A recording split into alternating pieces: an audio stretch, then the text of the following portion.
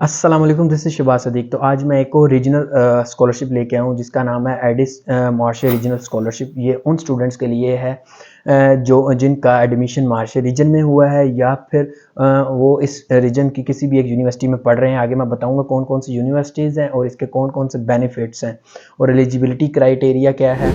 इसके बाद इसके लिए आपके पास डॉक्यूमेंट कौन कौन से होने चाहिए और इसकी डेडलाइंस के बारे में बात करूँगा। तो उससे पहले अगर आप और मज़ीद रीजनल स्कॉलरशिप्स के बारे में जानना चाहते हैं तो ये मैंने वीडियोस बनाई हुई हैं। डिफरेंट रीजन की डिफरेंट रीजनल स्कॉलरशिप्स हैं, उसके क्राइटेरिया डिफरेंट है। तो आप कौन सी यूनिवर्सिटी में हैं या आपके तो किस यूनिवर्सिटी में ये रीजन आता है, आप इनमें से किसी एक स्कॉलरशिप पर एलिजिबल हैं या नहीं है। तो इन वीडियोज़ को लाजमी देखिएगा और स्कॉलरशिप के लिए लाजमी अप्लाई कीजिएगा। और अगर हम बात करें इस स्कॉलरशिप के बारे में तो इस स्कॉलरशिप के बारे में एक और बड़ी मज़ेदार चीज़ है जो कि बेनिफिशियल चीज़ है उन स्टूडेंट्स के लिए जो कि सम रीजनल स्कॉलरशिप्स के लिए नहीं होती। तो वो मैं इंशाल्लाह इस वीडियो में आपको लाजमी बताऊँगा। इस वीडियो को एंड तक लाजमी देखिएगा जिसमें आपको ये पता चलेगा कि ये स्कॉलरशिप लेनी एज़ कम्पेयर टू बाकी की निस्बत थोड़ी सी आसान क्यों है। तो चलिए बात करते हैं सबसे पहले बेनिफिट्स के बारे में। बेनिफिट्स में हम बात करते हैं आपकी ट्यूशन फ़ीस जो कि वेव ऑफ हो जाएगी। उसके बाद नंबर 2 पर आ जाएंगे अकोमोडेशन, जो कि आपकी अकोमोडेशन रीज़नेबल या अफोर्डेबल प्राइस जो होगी वो आपकी स्कॉलरशिप से डिडक्ट कर ली जाएगी। और उसके बाद नंबर 3 पर कैंटीन, जो कि आपको 2 मील्स पर डे यानी कि 10 यूरोज़ पर डे आपको कैंटीन के लिए पैसे मिलेंगे। और ये इनको सारी को कम्बिनेशन किया जाए तो तकरीबन ये 7,500 प्लस यूरोज़ बन जाते हैं। लेकिन चूँकि आपकी अकोमोडेशन की डिडक्शन होगी, उसके बाद आपके पास कैंटीन सर्विसेज की डिडक्शन होगी, इसके बाद जो आपके इन हैंड कैश आएगा वो ऑलमोस्ट होगा वो 3000 प्लस यूरोज़ के करीब होगा इस स्कॉलरशिप में। तो नंबर 2 पर अगर हम बात करें कि जी रिक्वायरमेंट क्या है स्कॉलरशिप के लिए। पहली रिक्वायरमेंट तो ये है कि अगर आपकी फैमिली इनकम जो है वो 24,000 यूरोज़ से कम है तो आप इस स्कॉलरशिप के लिए एलिजिबल हैं। और नंबर 2, अगर आप इन 4 यूनिवर्सिटीज़ में से किसी एक यूनिवर्सिटी में पढ़ रहे हैं या आपका एडमिशन हो गया है, चाहे वो पीएचडी है, बैचलर है, मास्टर है, किसी भी प्रोग्राम में हुआ है, आप इस स्कॉलरशिप के लिए एलिजिबल हैं। उसके बाद अगर हम बात करें, ये 2 रिक्वायरमेंट्स हैं। अगर आप इन 2 रिक्वायरमेंट्स पर फुलफिल उतरते हो तो आप इस स्कॉलरशिप के लिए एलिजिबल हैं। और इस स्कॉलरशिप के लिए अप्लाई करने के लिए कौन कौन से डॉक्यूमेंट्स आपको चाहिए। चूँकि ये स्कॉलरशिप नीड बेस्ड स्कॉलरशिप है तो इसके लिए पहले नंबर पर आपको फैमिली रजिस्ट्रेशन सर्टिफिकेट चाहिए, एफआरसी। और उसके बाद अगर हम बात करें वो है जी फैमिली इनकम सर्टिफिकेट, जिसमें आपकी पूरी फैमिली की जो है वो डेजिग्नेशन या फिर उसके बारे में स्टेटस के बारे में बताया जाएगा। वो अनएम्प्लॉयड है, वो स्टूडेंट हैं, एम्प्लॉयड हैं, तो कितनी सैलरीज है, ये सारी चीज़ें आपको पूरी फैमिली के बारे में बताना होगा। और उसके बाद अगर हम बात करें तो आपको चाहिए होगा प्रॉपर्टी सर्टिफिकेट। प्रॉपर्टी सर्टिफिकेट और बैंक सर्टिफिकेट ये आपको चाहिए होंगे।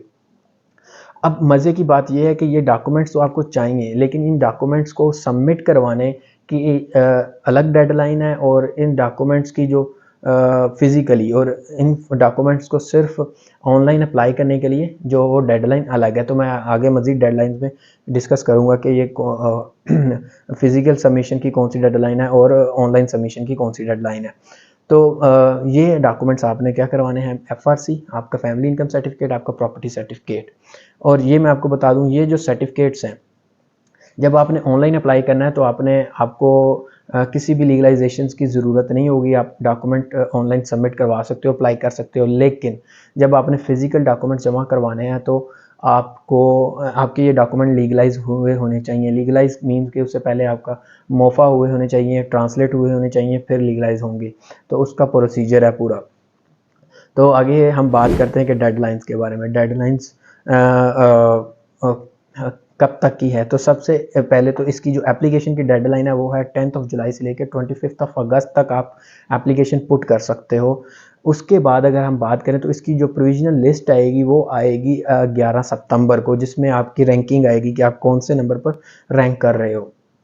और जो इसकी फ़ाइनल लिस्ट आएगी वो आएगी 31 को। इसकी जो फाइनल लिस्ट लग जाएगी जिसमें आपको स्कॉलरशिप मिली है या नहीं मिली पता लग जाएगा।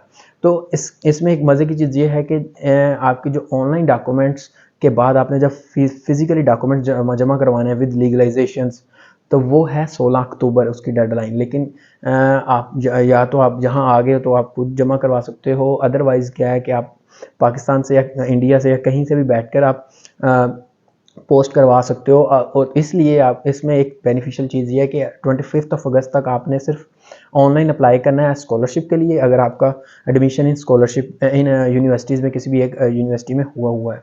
उसके बाद अगर आपका एडमिशन और आपने स्कॉलरशिप के लिए अप्लाई कर दिया है, तो आपको क्या करना है, आपको डॉक्यूमेंट्स रेडी करने के लिए 16 अक्टूबर तक का टाइम है। 16 अक्टूबर तक आपके डॉक्यूमेंट्स यहाँ पर पहुँच जाने चाहिए।